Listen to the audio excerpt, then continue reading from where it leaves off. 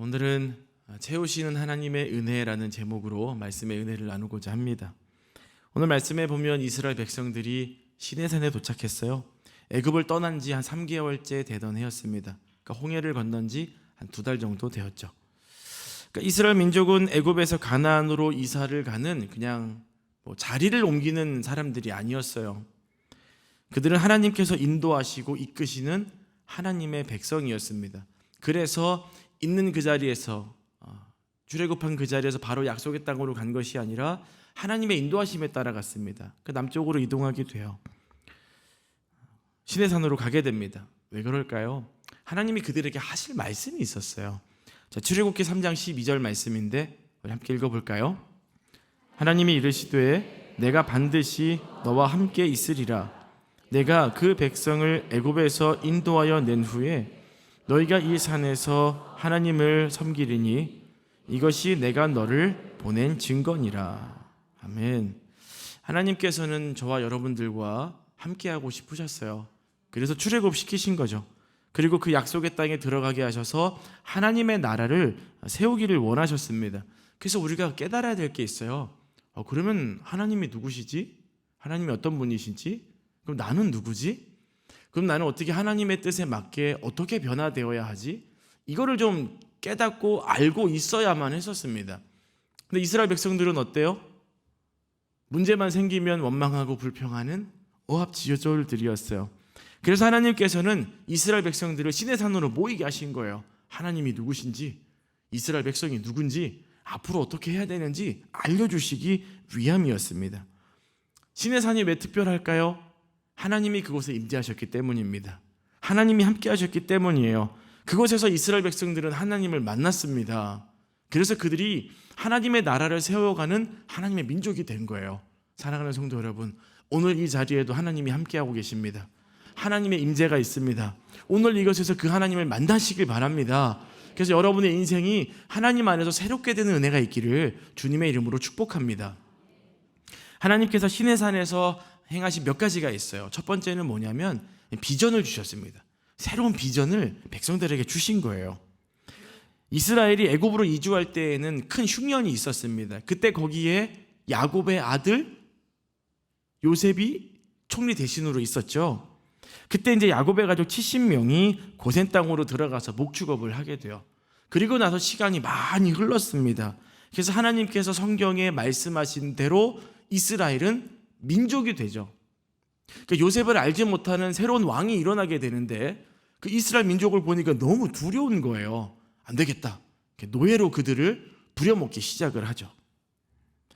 그렇게 430년 동안 그들은 노예로 살게 돼요. 애굽에서 어려운 일을 당하죠. 그러니까 무시당하는 거예요. 그러니까 얼마나 자존감이 낮아져 있겠습니까?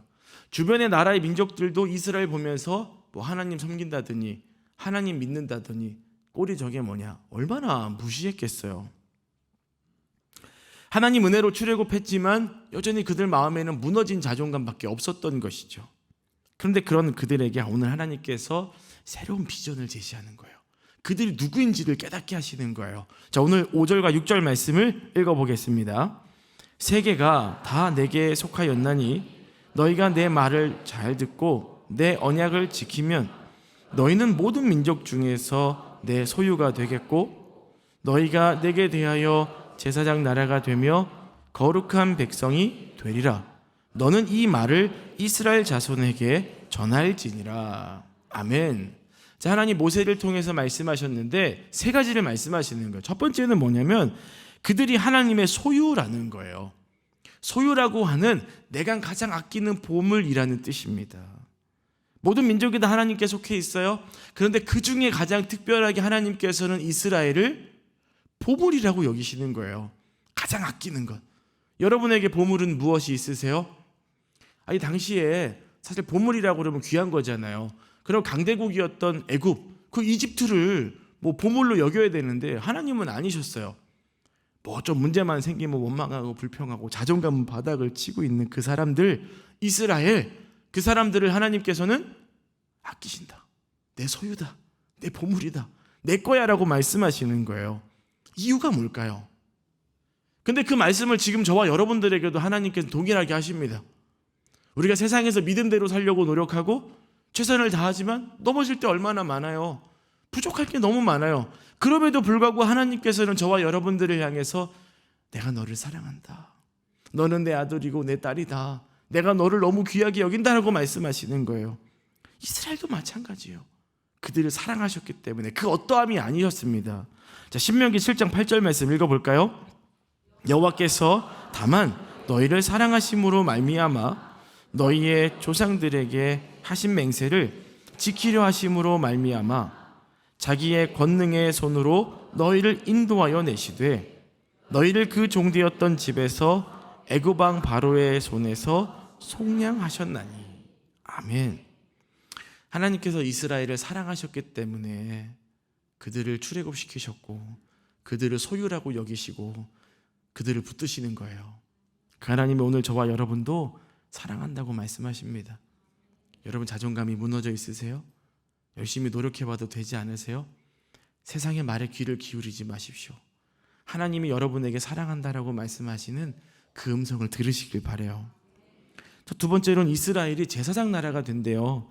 제사장은 하나님과 백성들 사이의 중보자 역할을 해요. 모든 백성의 죄를 대신해서 회개했죠. 백성과 하나님 사이를 이어주는 중보자 역할을 했어요. 다시 말하면 이스라엘이 모든 민족을 주님께로 돌아오게 하는 축복의 통로로 쓰임받게 된다는 거예요. 너무 귀하죠. 그런데 하나님께서는 신약시대의 그리스도를 통해서 영적인 이스라엘인 우리 교회를 세우셨어요. 그래서 제사장의 자격을 모든 성도에게 주셨습니다. 그러니까 저와 여러분 모두가 제사장이에요. 아멘이십니까? 자, 베드로전서 2장 9절 말씀 함께 보겠습니다. 그러나 너희는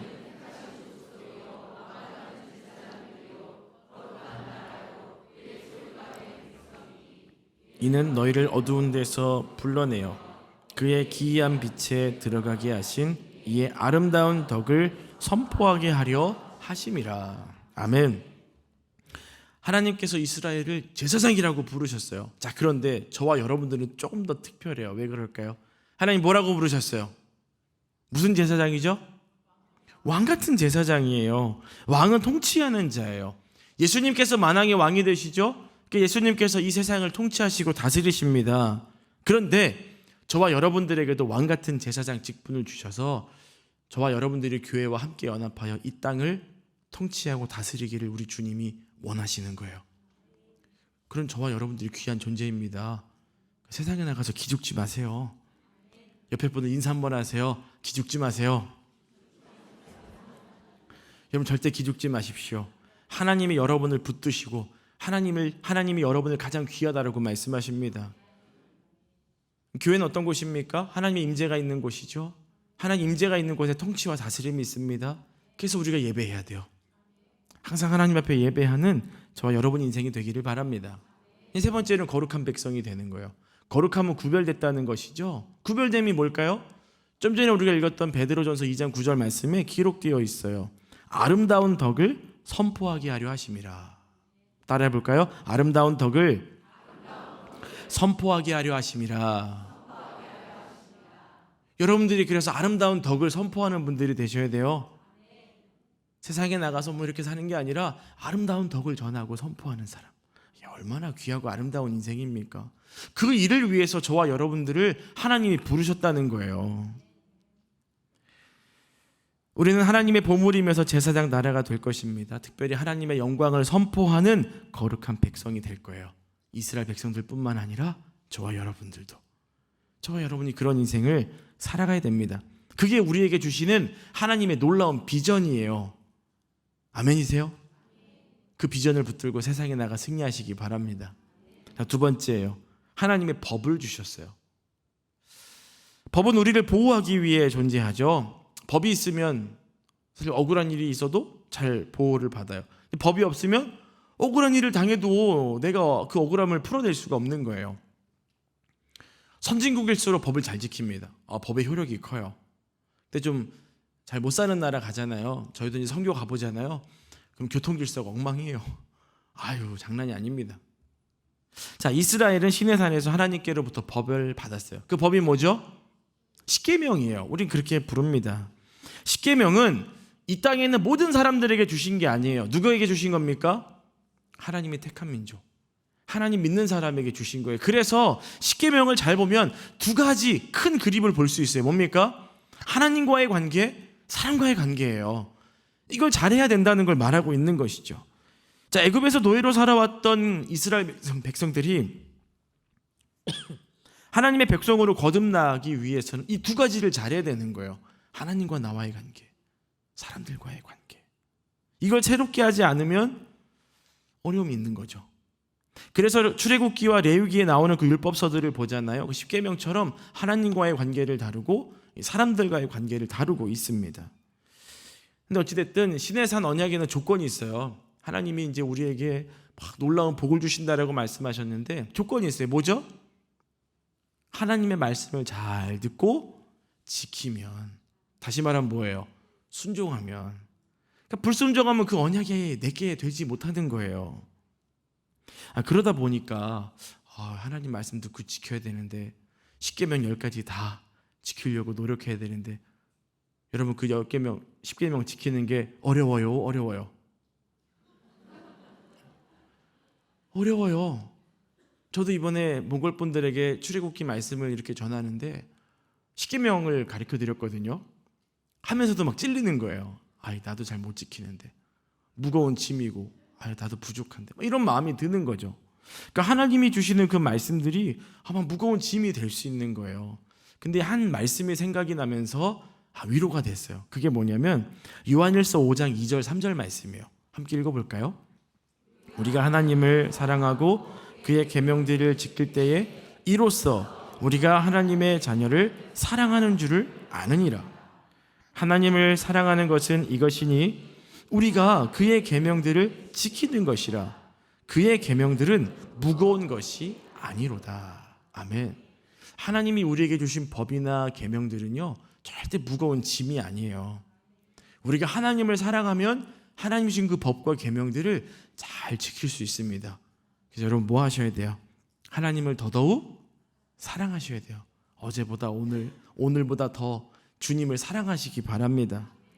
그래야만 공동체가 잘 유지되고 건강하게 되는 거예요. 한 사람만을 위한 법이 아닙니다. 공동체를 위한 법이에요. 그래서 우리가 이 법을 잘 지킬 때 우리의 공동체가 잘 보존되고 지켜지게 되는 거죠. 십계명에 말씀하셨잖아요. 예를 들어 볼까요? 남의 것을 훔치지 말라 그랬잖아요. 훔치게 되면 어떻게 돼요? 남의 재산을 망가뜨리는 거잖아요. 그럼 그 사람 재산도 망가지면 내 것도 망가지게 될 수 있는 거예요. 남의 아내를 탐내지 말라 그랬어요. 그 아내를 탐내게 되면 그 가정이 어떻게 돼요? 깨지게 되잖아요. 그럼 내 가정도 깨지게 되는 거예요. 결국 하나님의 법이라고 하는 것은 우리를 무겁게 하고 힘들게 하려는 것이 아니라 오히려 더 보호하시려고 하는 하나님의 사랑인 줄 깨달으셔야 돼요. 그래서 우리는 그 사랑을 깨닫고 주님을 더더욱 사랑해서 이 법을 잘 지키려고 노력해야 되는 것입니다. 그래서 하나님을 더 사랑하시고 법을 잘 지키시기를 축복합니다. 마지막 세 번째예요. 성막을 통해서 예배를 가르쳐 주셨어요. 자, 출애굽기가 40장이거든요. 근데 그 중에서 13장이 성막에 대한 내용들이에요. 이스라엘 백성들이 광야 생활을 했어요. 지난주 말씀드렸죠. 구름 기둥이 움직이면 같이 움직이고 멈추면 같이 멈추는 거예요. 근데 그 멈췄을 때 그들이 제일 먼저 해야 될 일이 무엇이었냐면 성막을 세우는 거였어요. 그리고 움직이게 되면 제일 먼저 해야 될 일이 성막을 걷는 일이었어요. 성막을 중심으로 12지파가 이제 이렇게 모여서 살게 됐는데 참 쉬운 일이 아니죠. 광야에서의 짐은 가벼울수록 좁습니다. 왜요? 적군이나 어떤 야생동물이 와서 해하려고 할 때 빨리 도망가야 되잖아요. 근데 짐이 생겼어요. 무슨 짐이죠? 성막의 짐이 생겼어요. 하나님 너무 배려가 없으신 거 아니야? 어려울 때 빨리 도망가야 되는데 왜 이렇게 무거운 걸 주셨지? 왜 짐을 주셨지? 생각이 들 수 있어요. 근데 아니에요. 하나님께서는 왜 그런 인생 가운데 그 무거운 성막을 들고 다니라고 하셨을까요? 이유는 하나예요. 어떠한 상황과 환경 속에서도 하나님을 예배하라는 것입니다. 사랑하는 성도 여러분, 여러분의 삶이 어떠세요? 어떤 환경 가운데 있으십니까? 어디에 있든 무엇을 하든 하나님을 예배하는 예배자가 되시기 바랍니다. 정착하지 못하고 떠돌아다니는 인생은 되게 피곤해요. 저희 선교팀도 이제 갔다 왔지만 해외 갔다 와서 좋을 것 같죠? 한국이 제일 좋아요. 짐 싸갖고 돌아다니는 거 쉬운 일이 아니에요. 집이 제일 좋습니다. 이스라엘 보세요. 정착하지 못하는 거예요. 얼마나 힘듭니까? 광야는 생존의 문제예요. 사느냐 죽느냐의 문제예요. 그런데 하나님께서는 왜 생존의 문제보다 예배를 더 중요하다고 가르쳐주고 계시는 거예요. 사랑하는 성도 여러분, 먹고 사는 문제보다 예배하는 게 더 중요합니다. 왜 그럴까요? 하나님의 백성은 떡으로만 사는 존재가 아니기 때문에 그래요. 무엇으로 삽니까? 말씀으로 사는 사람이에요. 광야를 이길 수 있는 힘은 물이나 식량이 아니에요. 광야를 이길 수 있는 힘은 오직 예배입니다. 예배를 통해서 하나님의 임재를 경험하고 하나님 말씀을 들으셔야 돼요. 그래야 승리할 수 있습니다. 성막은 예수 그리스도를 의미해요. 예수 그리스도 십자가의 보혈의 은혜가 아니고서는 저와 여러분들 절대로 하나님 앞에 갈 수가 없습니다. 그래서 성막과 예수 그리스도를 생각할 때마다 뭘 기억하셔야 돼요? 하나님의 은혜예요. 하나님의 은혜가 그곳에 있었기 때문에 우리가 지금 이 땅에서 이렇게 예배하고 살아갈 수 있는, 얼마나 감사한 겁니까? 얼마나 감사한 거예요. 이스라엘은 하나님을 섬기는 민족이었어요. 사람마다 어떤 모임이 있죠? 구심점이 있어야 돼요. 이스라엘에게 있어서 구심점이 뭐였을까요? 모세였을까요? 아니에요. 하나님이 말씀하시는 것을 전하는 모세가 구심점이었어요. 그럼 누가 중요한 거예요? 하나님 말씀이에요. 저와 여러분의 인생은 사람이나 그 어떠함이 아니라 오직 하나님 말씀이고 예수 그리스도입니다. 그래서 하나님이 중심이 되시고 예수 그리스도가 중심이 되어야만 저와 여러분의 인생이 흔들리지가 않는 거예요. 여기 인생에 어떤 삶에 무너진 게 있는 분들이 있습니까? 예배를 점검하십시오. 하나님과 여러분과의 관계를 점검하세요. 그리고 사람들과의 관계를 점검하십시오. 내가 온전한 예배자가 되지 않으면 우리 문제는 오히려 더 심각하게 될 수 있어요. 12지파 보십시오. 다 생각이 달라요. 얼마나 많은 이야기들이 오고 갔겠습니까? 그런데 그들이 광야에서 살 수 있었던 이유가 뭔지 아세요? 12지파 중심에 뭐가 있어요? 12지파 가운데 뭐가 있습니까? 성막이 있잖아요. 그렇기 때문에 그들이 살 수 있었던 거예요. 성막을 지금으로 말하면 예수 그리스도라고 말씀드렸어요. 저와 여러분들 인생에 문제가 많아요. 어려움이 많아요. 하지만 내 중심에 예수 그리스도가 있으면 그 어떤 문제도 넉넉히 이길 수 있음을 여러분 반드시 기억하셔야 돼요. 여러분 안에 예수님을 모시십시오. 여러분이 죽어지고 예수님을 모시고 예수님을 사랑하심으로써 이 땅의 그 어떤 문제도 넉넉하게 이겨내 나가시기를 주님의 이름으로 축복합니다. 모세가 시내산에서 십계명 받고 내려왔어요. 이스라엘 백성들 뭐 하고 있어요? 금송아지 만들었어요. 모세가 열받아가지고 돌판 갖다 냅다 집어 던져버리잖아요. 그때 죽은 사람이 3,000명이 넘어요. 그뿐입니까? 나중에 제사장 세우는데 문제가 생겨요. 아론의 아들 나답과 아비후 하나님께 다른 불 드렸잖아요. 죽어요. 무슨 말이에요? 주어진 직분이나 삶을 가볍게 여긴 거예요. 저와 여러분들이 구원받은 그 은혜가 절대 가벼운 게 아닙니다. 절대 가볍게 여기지 마십시오. 예수 그리스도 보혈의 능력으로 우리가 얻은 너무나 귀하고 값진 일들이에요. 그걸 가볍게 여기는 순간부터 우리 인생이 무너지는 거예요. 예배를 가볍게 여기고 우리가 구원받은 은혜를 가볍게 여기는 순간부터 문제가 생기는 거예요. 그래서 이스라엘 백성들이 출애굽할 때 양의 피를 어디다 발랐어요? 임방과 문 설주에 발랐잖아요. 바닥에 안 발랐어요. 왜요? 그 보혈의 피를 가볍게 여기지 말라는 거예요. 여러분 어떤 신앙의 삶을 살아내고 계십니까? 여러분의 믿음은 어떤 수준이세요? 여러분이 성도 된 것, 여러분이 집사, 안수집사, 권사, 장로, 목회자 된 것 절대 가벼운 거 아니에요. 하나님께 늘 감사하는 복된 인생이 되시기를 바랍니다. 모세는 하나님과 대면하며 하나님의 계명을, 법을 받으면서 얼마나 은혜 충만한 시간이었습니까? 근데 밑에서 뭐 하고 있어요? 마귀가 틈타가지고 우상만 들고 있었잖아요. 가장 은혜이면서도 영적 전쟁이 있는 거예요. 반대로 생각해 볼까요? 영적 전쟁이 있습니까? 그게 은혜예요. 여러분 삶에 문제가 있고 아픔이 있습니까? 하나님이 은혜를 주시고자 여러분을 다루고 계심을 기억하세요. 그렇기 때문에 저와 여러분들은 항상 깨어 있으셔야 돼요. 깨어있지 않으면 분별하지 못하게 되고, 분별하지 못하게 되면 엉뚱한 짓 하게 됩니다. 끝까지 예수님만 바라보면서 믿음으로 여러분의 인생을 세워가시길 바라요. 엉뚱한 짓 안 하려면 뭐 해야 돼요? 하나님 사랑하는 거예요. 주님 날 사랑하신 걸 기억하고 내가 주님을 사랑할 때 우리는 딴 길로 가지 않게 됩니다.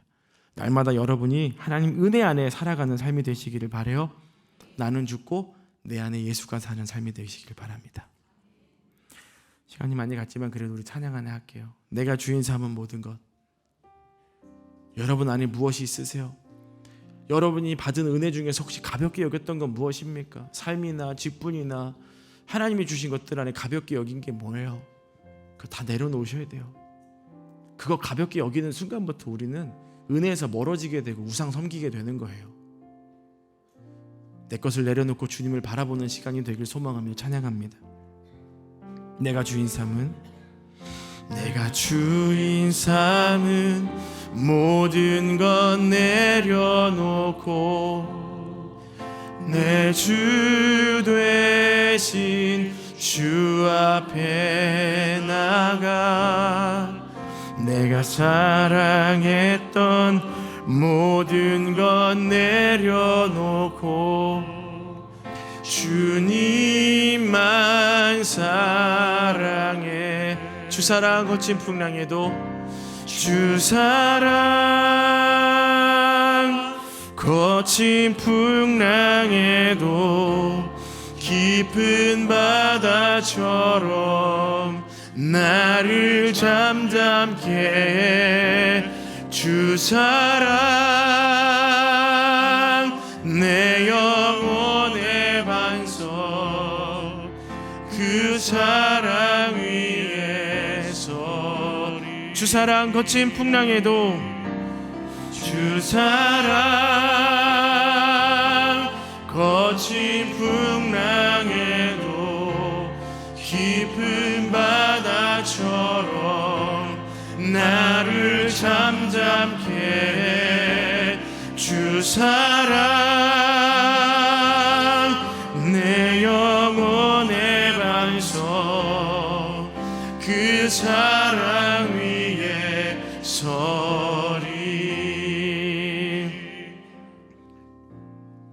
하나님 오늘 말씀을 통해서 우리의 무너진 자존감과 우리의 무너진 삶을 회복시켜 주시니 감사를 드립니다. 저희가 볼 때는 오합지졸인 줄 알았는데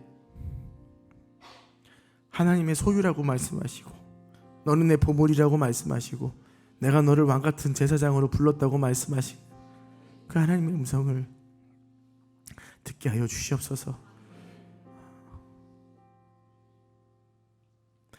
세상에 나가 기죽지 않게 도와주시고 믿음으로 승리하는 인생 살아갈 수 있도록 주님 축복하여 주시옵소서.